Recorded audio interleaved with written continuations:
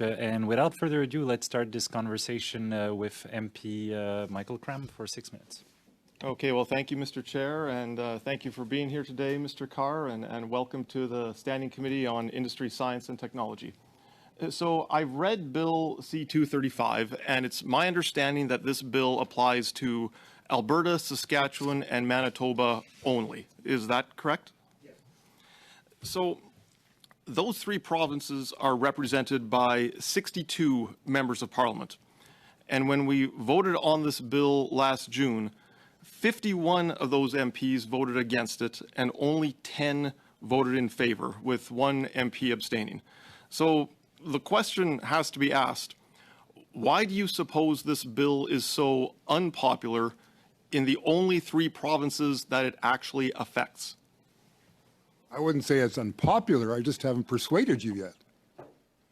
So I've got 52 minutes to try, and the framework will be constructed over 18 months, so there'll be lots more time to do it.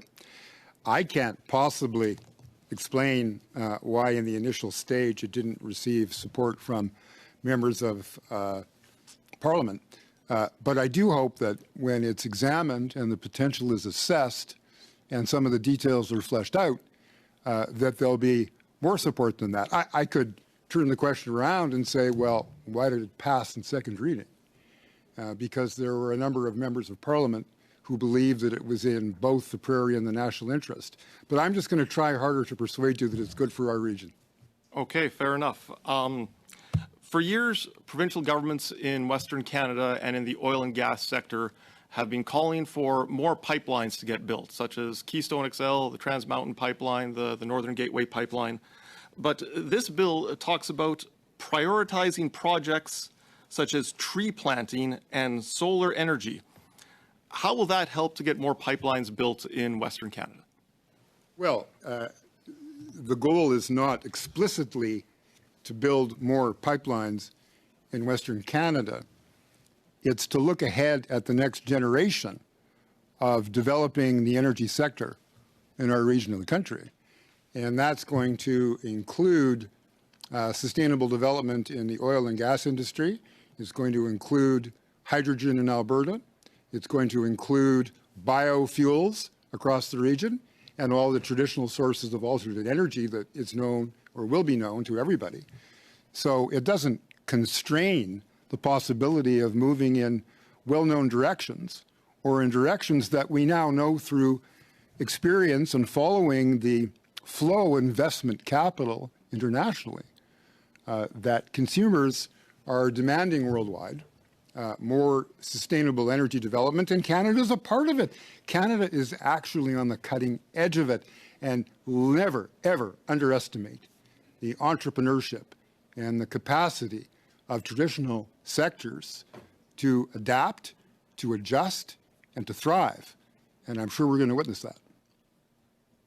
So the provincial government of Saskatchewan is currently forecasting $4.7 billion in revenue from non-renewable resources for the current fiscal year. That's about 1/4 of the provincial government's budget.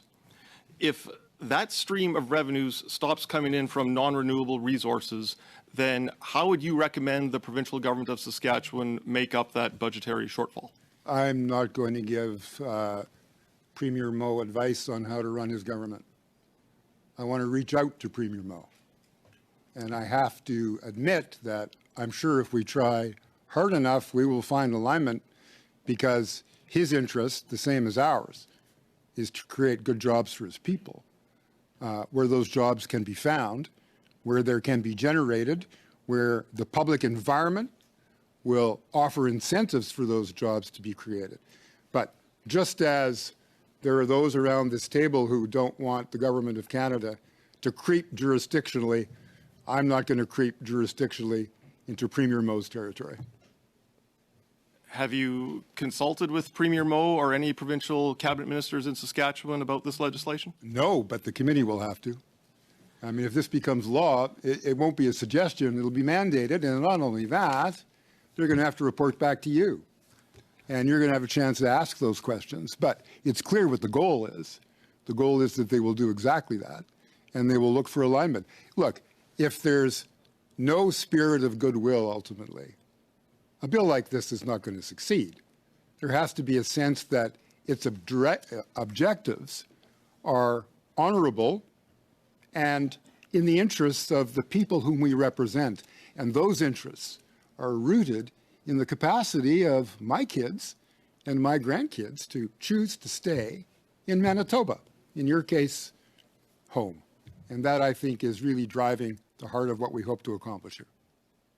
Okay, so I'm not saying that there isn't a sense of goodwill, but what are you going to do if the feedback from the provincial premiers is that they do not want this bill and they do not want this framework and they would rather govern their own provinces in their own areas of jurisdiction? Well, this bill does not encroach on their areas of jurisdiction, and they're free to do so, and they should be encouraged to. It does, however, mandate federal ministers to seek alignment on those policy areas where we can combine our efforts. There is no attempt to undermine, to encroach, to somehow cajole. It's an exercise in finding common ground. And if someone says at the top end, we don't want to find common ground, we want to be left to our own jurisdiction, thank you very much, go home, well, that constrains the capacity of other jurisdictions or federal ministers to participate in what I hope to be a positive nation-building exercise. So let's see where the framework goes, how it's developed, and where the opposition lies and why, and seek to answer questions that are motivating people who may start here, but I hope will end up in a different place. Thank you very much. On va maintenant passer à Madame Lapointe pour 6 minutes.